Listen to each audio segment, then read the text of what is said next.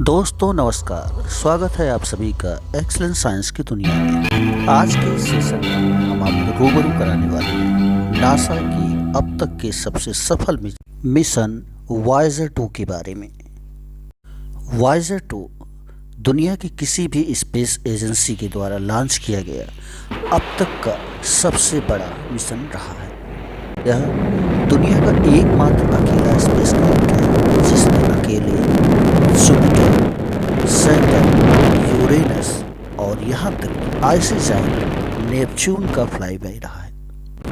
आज से लगभग 47 वर्षों पूर्व 20 अगस्त सन 1977 को अमेरिका के Cape Canaveral LC-41 satellite launch space से टाइटन IIIE रॉकेट द्वारा इसे सफलतापूर्वक प्रक्षेपित किया गया। नासा की जेट प्रोपल्शन लेबोरेटरी द्वारा तैयार किया गया यह फ्लाईबाय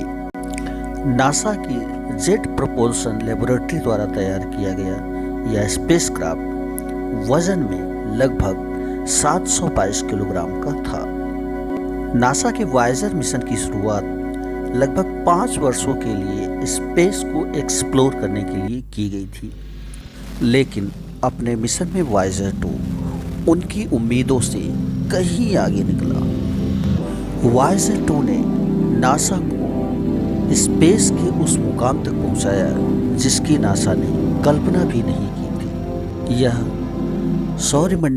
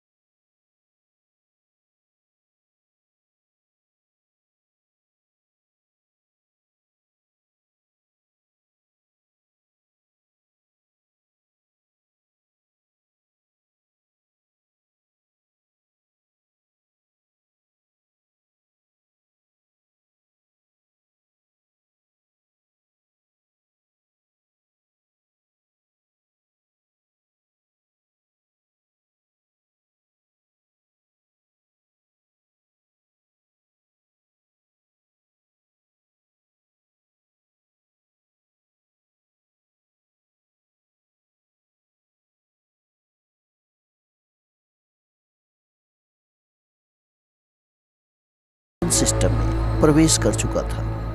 इस समय शनि ग्रह से इसकी दूरी मात्र 1,61,000 किलोमीटर थी। अपनी इस अवधि के दौरान इसने शनि ग्रह के लगभग 16 चंद्रमाओं का ऑब्जर्वेशन किया, जिसमें एन्सेलेडस, टाइटन तथा एप्टस प्रमुख थे।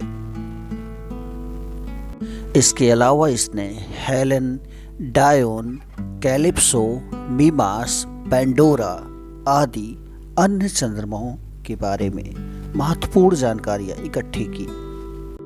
सैटर्न का भ्रमण करने के बाद लगभग 5.5 वर्षों की यात्रा करके यह पहुंचा यूरेनस के पास। 24 जनवरी 1986 को यह यूरेनस के पास पहुंचा। इस समय यूरेनस से इसकी दूरी मात्र 81,500 किलोमीटर थी। अपने यूरेनियन सिस्टम के दौरान इसने यूरेनस के चंद्रमाओं मिरांडा, एरियल, अम्ब्रेल, टाइटेनिया, ओब्रान आदि के बारे में महत्वपूर्ण जानकारियां इकट्ठी की। इस दौरान वॉयेजर 2 ने यूरेनस के पास रिंग होने की पुष्टि की। लगभग 1 महीने तक यह प्रोब यूरेनस के आसपास मंडराता रहा और उससे जुड़ी तमाम जानकारियां इकट्ठी करता रहा। इस समय वॉयेजर 2 यूरेनस के पास पहुंचने वाला दुनिया का पहला फ्लाईबाई बन चुका था, लेकिन इसने अपनी जर्नी अभी समाप्त नहीं की थी। यूरेनस का ऑब्जर्वेशन करने के पश्चात लगभग 2 वर्षों के समय के अंतराल पर यह पहुंचा आइसी जायंट नेपच्यून के पास। नेपच्यून अभी तक दुनिया के अनुभवों से अछूता रहा था, क्योंकि अभी तक नेपच्यून पर पहुंचने वाला कोई भी प्रोब ऐसा काम नहीं कर सका था। वैज्ञानिक उपलब्धि का वह दिन जल्द ही आया और 25 अगस्त सन 1989 को वॉयेजर 2 नेपच्यूनियन सिस्टम में प्रवेश करने वाला दुनिया का एकमात्र प्रोब बना। 25 अगस्त सन 1989 को यह नेपच्यून से मात्र 4,950 किलोमीटर की दूरी पर था। इस दौरान इसने आइसी जायंट नेपच्यून के बारे में महत्वपूर्ण तथ्य उजागर किए, जैसे नेपच्यून की सतह पर बर्फ के अलावा कुछ ना होना। तथ्य के अलावा इसने इसके विभिन्न चंद्रमाओं के बारे में विशेष जानकारियां इकट्ठी की। नेपच्यून की अपनी यात्रा के दौरान वॉयेजर 2 नेपच्यून के चंद्रमा जैसे गैलेटिया, लैरिसा, प्रोटियस और ट्राइटन आदि को घूरता रहा, उनसे संबंधित विशेष जानकारियां इकट्ठा करता रहा। सौरमंडल के आखिरी ग्रह का भ्रमण करने के बाद अब वॉयेजर 2 सौरमंडल से आगे जाने की सोच रहा था। 2 अक्टूबर 1989 को इसने अपने इंटरस्टेलर मिशन की शुरुआत की और सौरमंडल को चीरता हुआ, सौरमंडल के गुरुत्वाकर्षण के प्रभाव को चीरता हुआ यह सौरमंडल के आगे निकल गया। ऐसा करने वाला यह अब तक का दुनिया का एकमात्र मिशन था। आशा है कि वॉयेजर 2 एक बार फिर से वैज्ञानिकों के संपर्क में आएगा। हमने अथक परिश्रम और मेहनत के बाद इस वीडियो को बनाने की कोशिश की है।